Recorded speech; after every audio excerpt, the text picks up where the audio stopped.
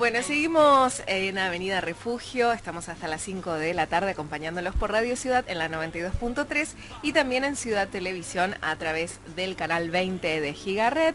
Estamos con visitas en los estudios con ni más ni menos que Pepe Lorenzo. Él es el presidente del IPRODICH, del Instituto Provincial para la Inclusión de Personas con Discapacidad. Ahí está, esa parte me faltaba. Es largo, sí. ¿Cómo estás, Pepe? Gracias por venir. Bienvenido. Una nota que queríamos hacer hace tiempo también, así que gracias por venir. Gracias, realmente gracias por invitar, que siempre la suelo ver desde casa, claro, en familia, y bueno, tener la oportunidad de estar acá y hablar con ustedes, en fin, gracias. Gracias por darme la oportunidad de estar. ¿Cuáles son hoy en día las líneas de acción que está llevando adelante el IPRODICH? Porque ya tienen un local nuevo, que está muy bello, ¿no? Que finalmente se consiguió después de tantos años. Y en este caso, Chaco también es particular porque tiene la primera ley de Instituto de Discapacidad y a la vez un lugar propio.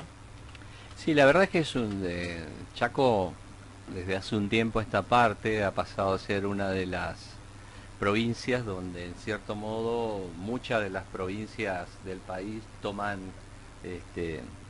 no quiero pasar por vanidoso, pero toman como ejemplo en el sentido, en varios aspectos, y creo que el gobierno de la provincia del Chaco ha dado muestras desde antes y desde ahora de trabajar mucho en pro de la inclusión, de la diversidad. O sea, nosotros el año pasado en nuestra provincia tuvimos eventos multitudinarios relacionados con la discapacidad y la diversidad. El Encuentro Nacional de Mujeres, los torneos nacionales de Evita, digamos, adaptados para personas con discapacidad, que reunió solo de personas con discapacidad en nuestra provincia del Chaco, organizado por el Instituto de Deporte, 1.800 personas con discapacidad y sus acompañantes. Nosotros, el Congreso Internacional de Discapacidad, que entre Charata y el Domo juntamos 7.000 personas. Recuerdo cuando empezamos, y vos no sos testigo de muchos de estos temas, yo siempre digo y ejemplifico, antes para hablar de discapacidad nos juntábamos debajo de un árbol, y hoy pensar de que viene una persona y llena un estadio de básquet a escuchar discapacidad, quiere decir, como dijo el Papa, que algún lío hemos hecho, ¿no? Entonces, claro. Y en ese lío, creo de que muchos toman con referencia la parte legislativa de nuestra provincia y la parte institucional también. O sea, Chaco tiene leyes que están adheridas a la Convención Internacional de las Personas con Discapacidad. Fue la primera provincia que adhirió y que creó un instituto, digamos, que se creó justamente nuestra ley, o sea, de que da origen al instituto, se hace en base a la Convención Internacional. Y es muy importante que hables de la Convención Internacional porque es allí donde se empieza a hablar de personas con discapacidad, ¿no? Sí, claro. Porque aún hoy seguimos escuchando a comunicadores y comunicadoras que dicen personas especiales, personas con capacidades especiales o capacidades diferentes, un montón de eufemismos que en realidad es personas con discapacidad. Sí, son seudónimos que bueno, que lamentablemente por ahí todavía persisten y que tiene que ver un poco con el desconocimiento, ¿no? O sea, es como todo, o sea, hablar de discapacidad en una provincia en un contexto, digamos, que todos sabemos, estamos hablando de una provincia delicadamente pobre y con muchas carencias, ¿no? Y que se instale el debate de la temática de la discapacidad como de la cultura, ¿no es cierto? ¿Quién va a pensar de que Chaco es un ejemplo a nivel país respecto al tema de cultura, ¿no? Entonces, esto tiene que ver, la verdad, que con la lucha y la persistencia de mucha gente. Yo no me creo el descubridor de nada, sino lo único que hice es empoderarme de un grupo de gente que necesitaba básicamente a alguien que las interprete y tratar de llevar adelante esto que mucha gente necesita. Y tener la suerte, porque creo que he sido un tipo bendecido y que en cierto modo, y soy agradecido, de haber tenido la posibilidad de tener un gobernador, como fue Capitanich en su momento, que dijo, vamos a apostar por la discapacidad, aún, digamos, con las dificultades con la cual tomó la provincia en aquel momento, y del actual gobernador de la provincia, el ingeniero Domingo Pepo, que apostó por la continuidad y que bueno, no solo que apostó, sino que reafirmó, digamos, estas políticas. Sí, porque nada de esto hubiera sido posible sin decisión política. Sin ninguna duda. O sea, eso me parece lo más importante, ¿no? Sin ninguna duda. Hoy vos ves el contraste nacional. Vos tenés una mega estructura. El gobierno nacional dice que apostó a la discapacidad, y digo dice por una cuestión de que todos los problemas están a la vista. O sea, hoy la discapacidad a nivel nacional, vos tenés que todo lo que era ley de cheques de la Comisión Nacional de Pensiones está parado del mes de octubre. Ley de cheques, que es un impuesto que se le cobra a los cheques, ¿no? A partir de una ley nacional que va hay un subsidio hacia las los personas cheques con discapacidad. mal emitidos, ¿entendés? De eso hay una parte de dinero que recauda en el Ministerio de Economía y que es transferido a la vieja Comisión Nacional de Pensiones. Digo vieja porque eso fue absorbida hoy, digamos, por la Agencia Nacional. Y lamentablemente eran subsidios que iban, en algunos casos, digamos, a organizaciones gubernamentales, en otros a personas con discapacidad específicamente, y en otro caso a las organizaciones civiles, ¿no? Ya sea para la construcción de edificios, compra de vehículos, alguna persona con discapacidad que necesita alguna ayuda técnica específica. Claro, bueno, todo eso está parado el mes de octubre. Después tenés que estar parado el tema de pensiones. ¿Y Chaco presentó muchos proyectos? Chaco tiene presentado en el último año, nosotros hemos presentado, están pendientes de ejecutar 49 proyectos, pero así como nosotros, te puedo dar nombre de cualquier cantidad de provincias que están en la misma situación. Decirte, todas las provincias estamos en esta situación con todo parado.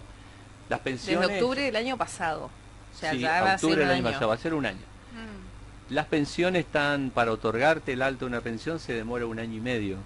Y no lo digo yo, lo dijo el director de la vieja Comisión Nacional de Pensiones, Juan Cruz Escardó, en una reunión del Consejo Federal. También está parado el tema de incluir salud, o sea, lo que se llama PROFE. La obra social que la tienen obra las social personas con que en verdad le cubre, digamos, los beneficios a las personas. No es una obra social, es un programa.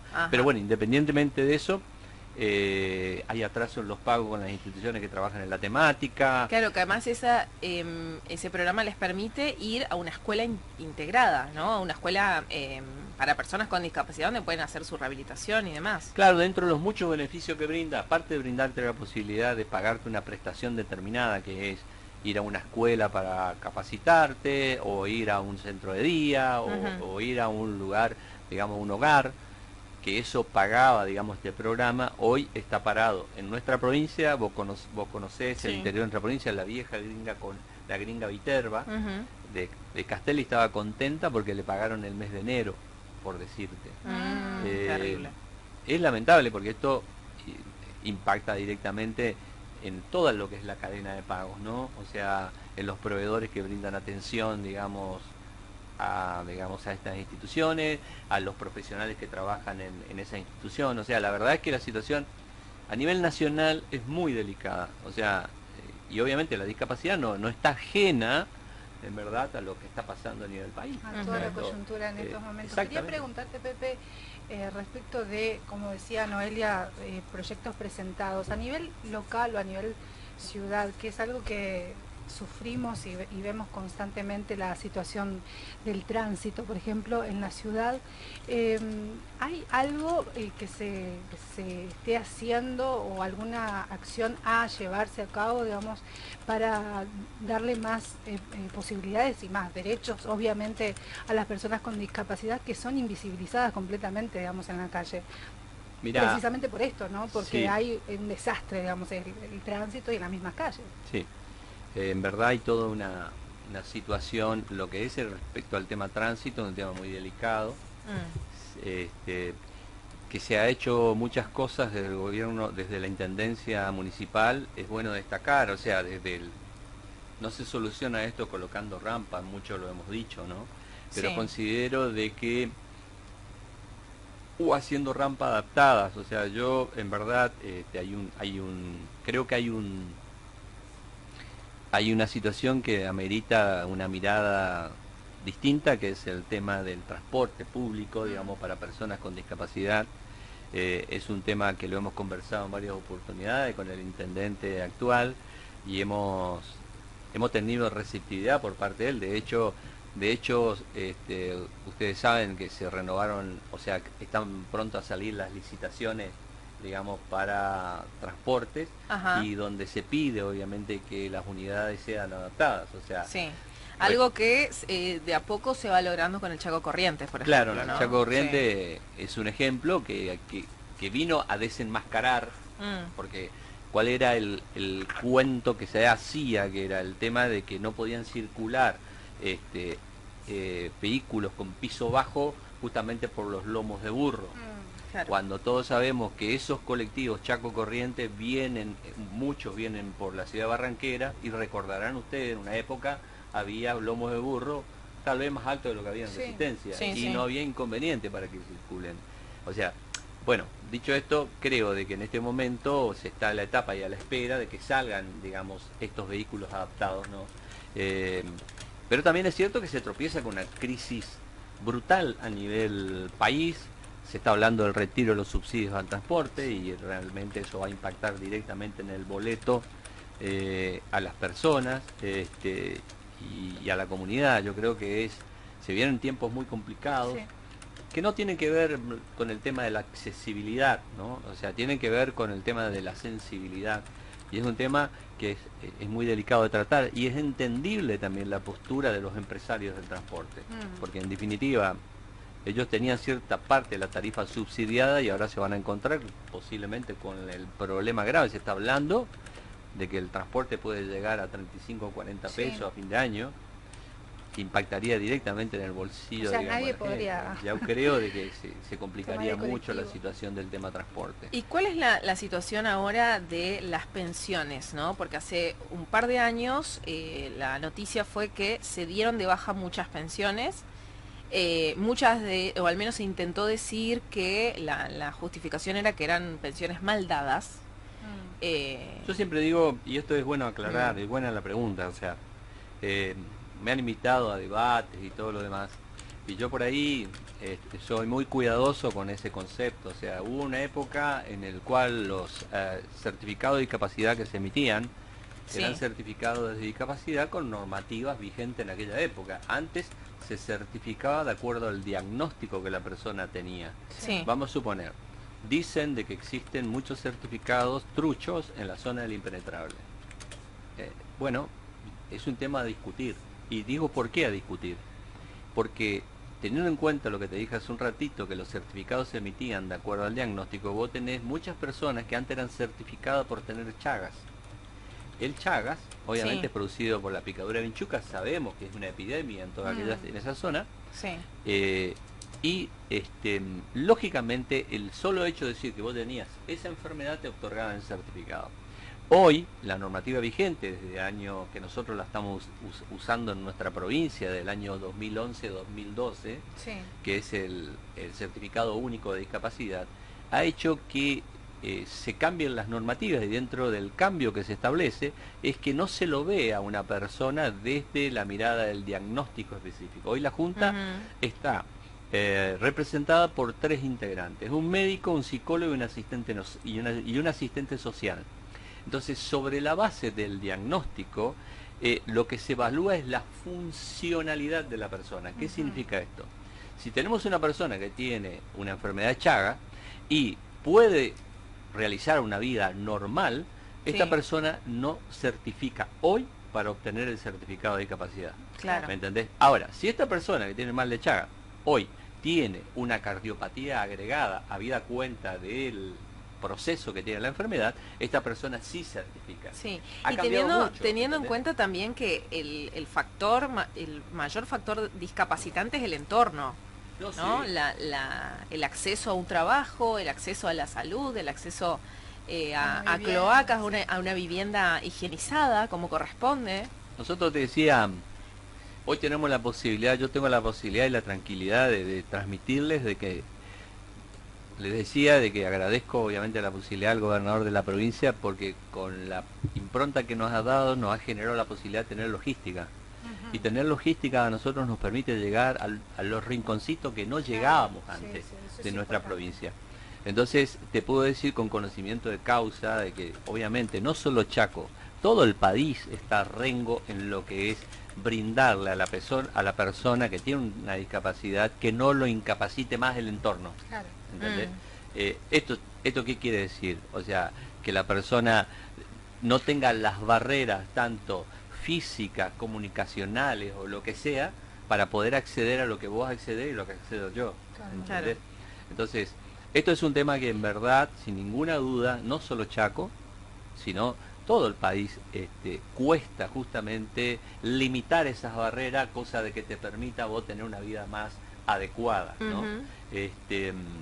Pero bueno, es un desafío a futuro, o sea, yo creo que nosotros hemos caminado mucho, hemos hecho mucho, pero como siempre digo, las necesidades son demasiadas y creo que para los que vengan, o sea, viene un desafío mucho más lindo y más interesante. O sea, para mí yo creo de que el desafío es salir de la mirada asistencial de pobre la persona con discapacidad. Creo que tenemos que ir al nuevo paradigma, eso lo establece la Convención.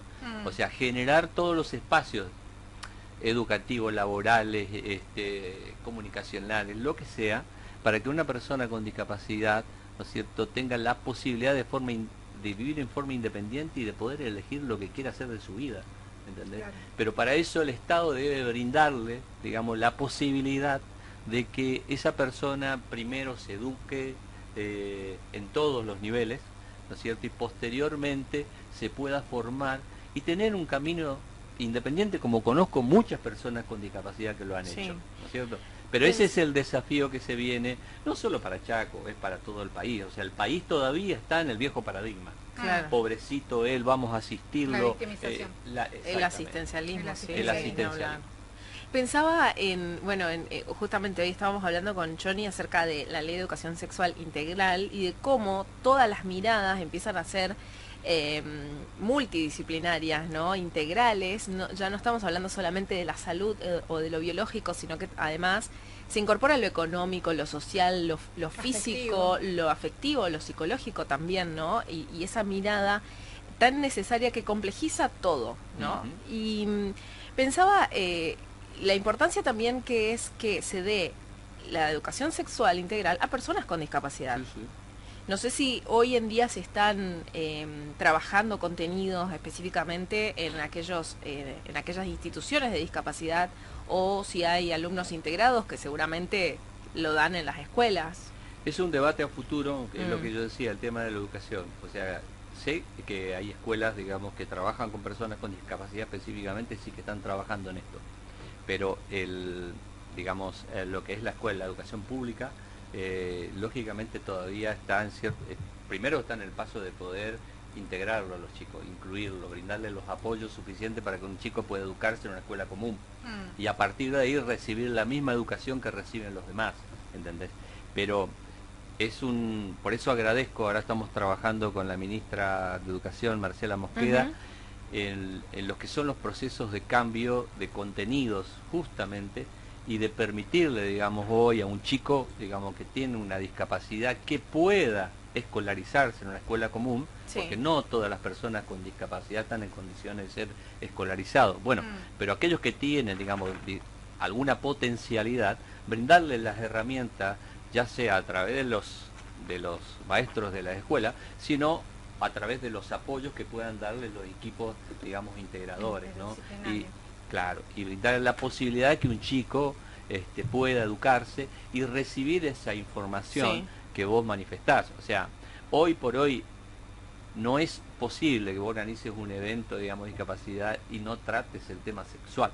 Claro. Si nosotros estamos apostando de que los chicos con discapacidad puedan tener una vida independiente, y creo de que la valla que tiene que superar cualquiera de estos chicos es primero la familia.